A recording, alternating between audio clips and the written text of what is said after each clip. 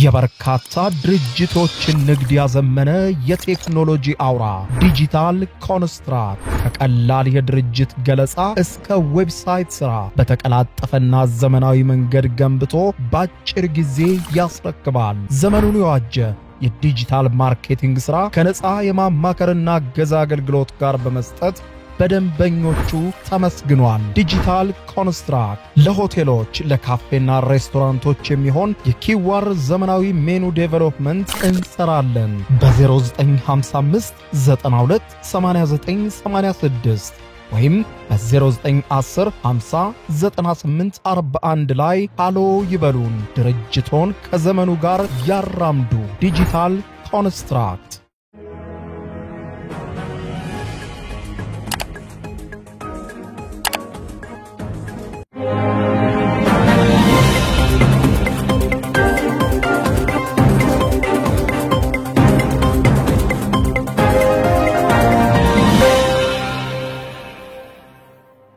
ጤናስጥልኝ ክብራትና ክብራን የዩቲዩብ ቻናል ቤተሰቦች የሰዓቱን አጫጭር መረጃዎች ይዤ ቀርብ ያለው እስከ ፍጻሜ አብራችሁኝ ቆዩ። ክብራን አድማጮች በዚህ ሰዓት የመረጃ ጊዜ ሁለት ያክል መረጃዎችን አስደምጣችኋለሁ። የመጀመሪያው ሰበር ዜና ሌሊቱን ተሰምቷል። የአሜሪካው ፕሬዝዳንት ዶናልድ ትራምፕ ኢትዮጵያን ጨምሮ በተለያዩ የዓለም ሀገራት ላይ የታሪፍ ጭማሪ ጥለዋል። ኢትዮጵያን ጨምሮ በተለያዩ ሀገራት ላይ የተጣለው የታሪፍ ጭማሪ ምን ያህል ነው? በኢትዮጵያ ላይ ምን ያህል ተጣለ? በሌሎች ሀገራትም ላይ ምን ያህል የታሪፍ ጭማሪ ተጣለ? እንዲሁም በህዝባዊ ወያኔ ሐርነት ትግራይ ህወሓት አመራሮች ላይም አሜሪካ ማዕቀብ ለመጣል እየተዘጋጀች መሆኑ መነገሩም ተዘግቧል። በዝርዝር ታደምጡታላችሁ። በሌላ በኩል ከአሜሪካ ተባረው በፓናማ ሆቴል ውስጥ እንዲቀመጡ የተደረጉ ኢትዮጵያውያን፣ ኤርትራውያንና ሌሎችም ሀገር ስደተኞች ከፍተኛ አጣብቂኝ ውስጥ እንደሚገኙ ቢቢሲ ሰፊ ዝርዝር ዘገባ አውጥቷል። በዝርዝር የማስደምጣችሁ ነው የሚሆነው። እስከ ፍጻሜ ቆዩ። ዝርዝሩን አድምጡ ግብዣዬ ነው። ወደ መረጃዎቹ አለፍኩ። አብረን እንከታተለው። በቅድሚያም የአሜሪካው ፕሬዝዳንት ዶናልድ ትራምፕ ኢትዮጵያን ጨምሮ በተለያዩ የዓለም ሀገራት ላይ የታሪፍ ጭማሪ እንደሚጥሉ ይፋ አድርገው የታሪፍ ጭማሪ እቅዳቸውን ይፋ አድርገዋል።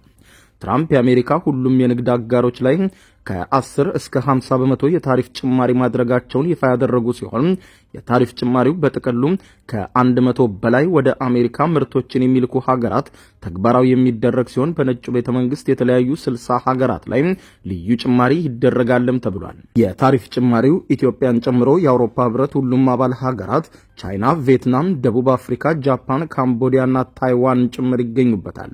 እነዚህ ሀገራት ወደ አሜሪካ የሚልኩትን ሁሉም ምርቶች ላይ ቢያንስ ከ10 እስከ 49 በመቶ የታሪፍ ጭማሪ ተደርጎባቸዋል ተብሏል። አዲሱ የትራምፕ የታሪፍ ጭማሪ በቅርቡ የ25 በመቶ የታሪፍ ጭማሪ የተደረገባቸው ካናዳና ሜክሲኮንም አላካተተም። ዶናልድ ትራምፕ አዲሱ የታሪፍ ጭማሪ እቅድን ይፋ ያደረጉበትን ዕለት የአሜሪካ የነጻነት ቀን በማለት ሰይመውታል። አዲሱ የታሪፍ ጭማሪ የሀገር ውስጥ አምራቾችን ከማበረታታት ባለፈ ዓለም አቀፍ ፍትሃዊ የኢኮኖሚ ተጠቃሚነትም ያሰፍናል ሲሉ ነው የተደመጡት። በተቃራኒው በርካታ ሀገራት የኢኮኖሚ ባለሙያዎችን ያስደነገጠው ውሳኔም ሆኗል።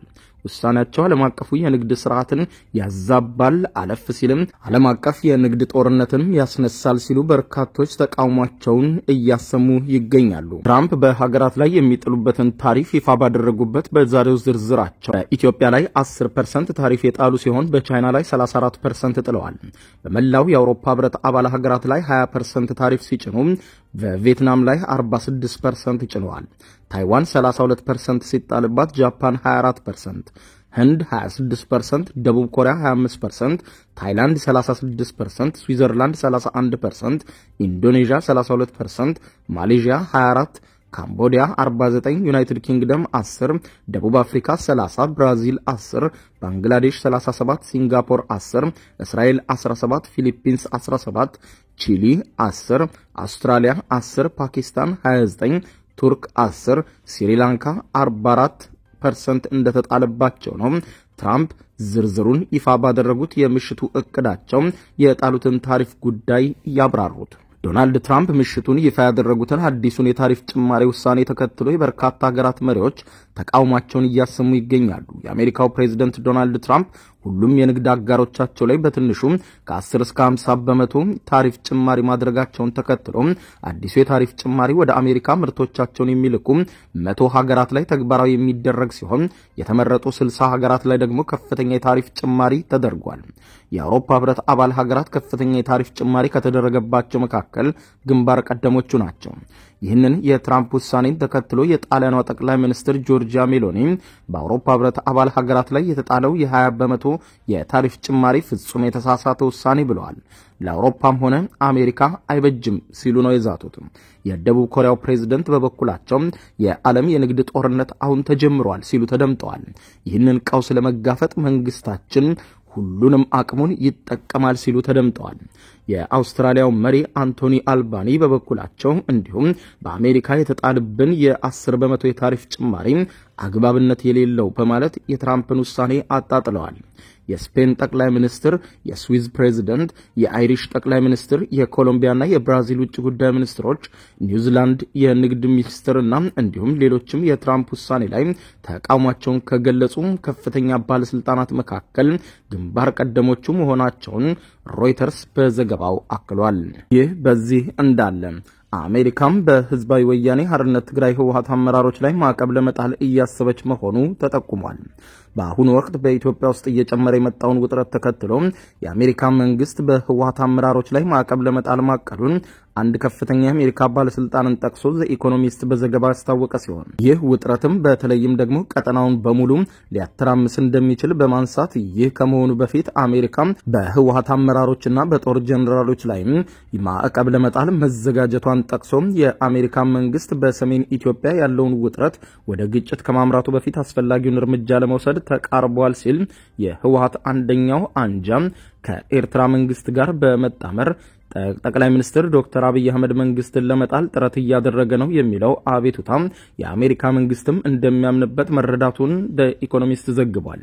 ይሁንና በዶክተር ደብረጽዮን የሚመራው የህወሓት አንጃ ከኤርትራ መንግስት ጋር ምንም ግንኙነት እንደሌለው በተደጋጋሚ ማስተባበሉን የጠቆመው ዘገባው አሜሪካ ማዕቀቡን ለመጣል እያሰበች ያለችው ትግራይ እንዳትረጋጋ እንቅፋት በሆኑና ክልሉ በድጋሚ ወደ ጦርነት እንዲያመራ እያደረጉ ያሉ ግለሰቦች ላይ አነጣጥራ መሆኑ የተጠቆመ ሲሆን እነዚህ አመራሮች ላይ ማዕቀብ መጣልን እንደ አማራጭ ያየችው የተወሰኑ የትግራይ ክልል የጸጥታ ኃይሎችና ወታደራዊ አዛዦች ከፕሪቶሪያው ስምምነት በኋላ በተቋቋመውና አቶ ጌታቸው ረዳ በሚመሩት ጊዜያዊ አስተዳደር ላይ ከሳምንታት በፊት የመፈንቅለ ስልጣን ሙከራ ማድረጋቸውን ተከትሎ እንደሆነም ተመልክቷል።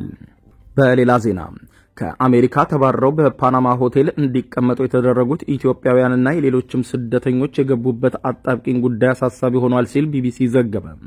በርካታ የእስያና የአፍሪካ ስደተኞች በላቲን አሜሪካ ሀገር ፓናማ መዲና በሚገኙ ቅንጡ ሆቴል እንዳይወጡ ተደርገው የተዘጋባቸው ቢሆንም በመስኮት በኩል እርዳታ ለማግኘት መማጸን ከጀመሩ ከአንድ ወር በላይ አልፏቸዋል ብሏል። ከአሜሪካ ወደ ፓናማ ርዕሰ መዲና ከተባረሩ በኋላ ስለ ቀጣይ ዕጣ ፈንታቸው እስካሁን ድረስ የታወቀ ነገር የለም ተብሏል። እንደ ኢራን፣ አፍጋኒስታን፣ ኔፓል፣ ፓኪስታን፣ ሶማሊያ፣ ኤርትራ፣ ካሜሮን፣ ኢትዮጵያ፣ ቻይናና ሩሲያን ከመሳሰሉ ሀገራት የመጡ ስደተኞች ናቸው ብሏል። ፌይ አሌግሪያ የተባለ የሃይማኖት ተቋም ባወጣው መግለጫ ድርጅቱ በአሁኑ ወቅት 51 ስደተኞችን በሀገሪቱ ዋና ከተማ በሆቴል ውስጥ እያስተናገደ እንደሚገኝ ገልጿል። የፓናማ መንግስት በቅርቡ ባወጣው መረጃ መሰረት ከአሜሪካ ወደ ፓናማ ሲቲ ከተባረሩት 299 ሰነድ አልባ ስደተኞች መካከል 192ቱ በፈቃዳቸው ወደ ትውልድ ሀገራቸው ለመመለስ የተስማሙ ናቸው ብሏል። ለመቆየት የወሰኑት ለ30 ቀናት ጊዜያዊ የሰብአዊነት ፈቃድ ተሰጥቷቸዋል ብሏል። ይህም በ60 ቀናት ሊራዘም እንደሚችል ገልጾም ከዚያ በኋላ ግን ከፓናማ የሚባረሩ ናቸው ብሏል። ቢቢሲ ከተባረሩት መካከል 3ቱን ያነጋገረ ሲሆን 2ቱ ኢራናውያን ሲሆኑ አንዱ አፍጋኒስታናዊ ነው።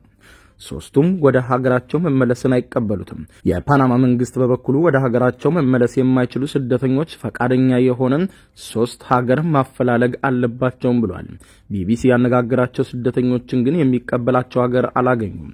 የኢራን መንግስት በድብቅ የሚንቀሳቀስ ቤተ እምነት አግኝቶ 2 ጓደኞቿን ካሰረ በኋላ አርቴምስን ሀገሯን ጥላ እንደሸሸች ትናገራለች። አርቴምስ የኢራን ዜጋ ስትሆን ከሀገሯ መመለስ እንደማትችል ገልጻለች። አርቴምስ አሜሪካ ለመግባት መጀመሪያው ወደ ተባበሩት አረብ ኤሚሬትሶች እንዳቀናች ገልጻ ከዚያም ወደ ደቡብ ኮሪያና ወደ ሜክሲኮ በመብረር አሜሪካ እንደደረሰች ትገልጻለች። ጥገኝነት ለመጠየቅ በማሰብ ከታላቅ ወንድሟ ጋር በህገወጥ መንገድ የአሜሪካ ሜክሲኮን ድንበር እንዳቋረጠች ገልጻ ካሊፎርኒያ ሳንዲያጎ ደርሳ በድንበር ጠባቂ እንደተያዘች ታስረዳለች። ከጥቂት ቀናት በኋላ እሷና ሌሎችም በርካታ በሺዎች የሚቆጠሩ ስደተኞች ወደ ቴክሳስ እንደሚዘዋወሩ ቢነገራቸውም መዳረሻቸው ግን በፓናማ ሲቲ እንደሆነ ትነግራለች። ከትራምፕ አስተዳደር ጋር በተደረገው ስምምነት ፓናማ እንደ አርቴምስ ያሉ 299 ስደተኞችን ተቀብላለች። ቢቢሲ ስለ ስምምነቱ ዝርዝር ጉዳዮችን ለማግኘት የፓናማን የአሜሪካ መንግስታትንም ቢያነጋግርም ምላሽ ሳያገኝ እንደቀረ ጽፏል። ስደተኞቹ መጀመሪያ ላይ በቅንጡ ዲካፖሊስ ሆቴል ለአንድ ሳምንት እንዲቆዩ የተደረገ ሲሆን የፓናማ የደህንነት ሚኒስትር ፍራንክ አብሪጎ በወቅቱ እንደተናገሩት ስደተኞቹ አልታሰሩም ብሏል። ለደህንነታቸው ሲባል በእኛ ጊዜያዊ ጥበቃ ላይ ሲሆኑ በተባበሩት መንግስታት ድርጅት ኤጀንሲዎች ጥበቃ ይደረግላቸዋልም ብሏል። ቢቢሲ ያነጋገረው ሆህ የተባለ አፍጋኒስታናዊ ስደተኛ ግን በሆቴል ውስጥ እንደ እስረኞች ነን ብሏል። በክፍሉ በር ላይ የጥበቃ ዘቦች አሉ፣ ፖሊስ እንዲሁም የኢሚግሬሽን ባልደረቦች ነበሩ ብሏል። በርካታ ስደተኞችም በሆቴሉ መስኮት በኩል እርዳታ ለማግኘት ሲማጸኑ የሚያሳዩ ፎቶዎችን ይፋ ሆነዋል። ከውጭው ዓለም ጋርና እንዲሁም ከጠበቃዎቻቸው ጋር እንዳይገናኙ መከልከላቸውንም ተናግሯል። እነዚህ ሰዎች የዘፈቀደ እስር ሰለባ ሆነው ወደ ፓናማ ተዘዋውረዋል። ጥገኝነትም የመጠየቅ እድል ሳይኖራቸው ጠበቆችን ሳያገኙ ለሳምንታት ሙሉ በሙሉ መገለል የለባቸውም ብሏል። የሂውማን ራይትስ ዎች የአሜሪካ ዳይሬክተር የሆኑት ጆዋኒታ ጎበርተርስ 171 በፈቃዳቸው ወደ ሀገራቸው ለመመለስ መስማማታቸውንና አሜሪካ የትራንስፖርት ወጪያቸውን እንደምትሸፍን የፓናማ መንግስት ከሳምንታት በኋላ አስታውቋል። ለመመለስ ያልተስማሙት ደግሞ በዳሬን ግዛት ወደሚገኘው ሳን ቪንቴሽን ጣቢያ ይዘዋወራሉም ተብሏል። ጣቢያው ወደ አሜሪካ ለመድረስ የሚሞክሩ ስደተኞች የሚቆዩበት ነው። ጥቅጥቅ ካለ ደን አጠገብ የሚገኘው ጣቢያ ለመድረስ ከፓናማ ርዕሰ መዲና ለ4 ሰዓታት ያክል በመኪና መጓዝን ይጠይቃል። ከጥበቃ ሰራተኞች የተሰጠው መመሪያ ተከትሎ ሆህ ከደካፖሊስ ሆቴል ፊት ለፊት የሚገኘውን አውቶቡስ ሲሳፈር ይህንን ውሳኔ አላወቀም ነበር ይላል ቢቢሲ። ሆቴላችን እንደሚቀይሩ ነግረውን አውቶቡስ ውስጥ አስገቡን። ከ8 ሰዓታት በኋላ ዳሬን ጫካ ውስጥ መሆናችንን ተረዳን ይላል። ቢቢሲ ያነጋገራቸው ሶስቱም ስደተኞች በዳሬን መጠለያ ያለውን ሁኔታ በጣም አስፈሪ መሆኑን ገልጸዋል። በቂ ምግብም እየተሰጣቸው እንዳልሆነ ገልጸዋል። የፓናማ መንግስት በበኩሉም በማዕከሉ የሚገኙ ስደተኞችን የመንከባከብ ኃላፊነት ያለባቸው ዓለም አቀፉ የስደተኞች ድርጅት IOM እና የተባበሩት መንግስታት ድርጅት እንጂ እኛ አይደለንም በማለት ስለ ሁኔታው ያስረዳል። የፓናማ መንግስት በሀገሪቱ ለ30 ቀናት የመቆየት ፈቃድ ሰጥቶ ለመልቀቅ ማቀዱን ይፋ ባደረገበት ወቅት ስደተኞቹ መጠለያው ውስጥ ለ2 ሳምንታት እንደቆዩ ተነግሯል። ስደተኞቹ በተለይም ወደ ፓናማ ሲቲ ከተመለሱ ጀምሮ ከካቶሊክ ቤተክርስቲያን ድጋፍ እያገኙ የነበረ ሲሆን አብዛኞቹ የሚኖሩትም የካቶሊክ ቤተክርስቲያን ባቋቋመችው ፌ አልግሪያ ስር በሚተዳደር ጂም ውስጥ እንደሆነ ተነግሯል። ሌሎች ደግሞ በእንክብካቤ መስጫ ቤቶች ውስጥ እንደሚገኙም ተነግሯል። ኤሊያስ ኮሬኒዮ የተሰኘም በተቋሙ የስደተኞች እርዳታ አስተባባሪ 16 ወንዶችና 35 ሴቶች አሁንም እነርሱ ዘንድ ተጠልለው እንዳሉ ተናግሯል። በፓናማ የሚገኙ ኢትዮጵያንን ጨምሮ ኤርትራውያንና የሌሎችም ሀገራት ዜጎች ከፍተኛ ጭንቀት ውስጥ እንደሚገኙ መግለጻቸውን ቢቢሲ ዘግቧል። ክቡራን አድማጮች ለሰዓቱ ብታደምጧቸው መልካም ናቸው ያልኳቸው አጫጭር መረጃዎች የሰማችኋቸው ናቸው። ከሰዓታት በኋላ በሌላ መረጃ ተመልሰን እስከምንገናኝ በያለንበት የዓለም ዳር ቸር እንቆይ።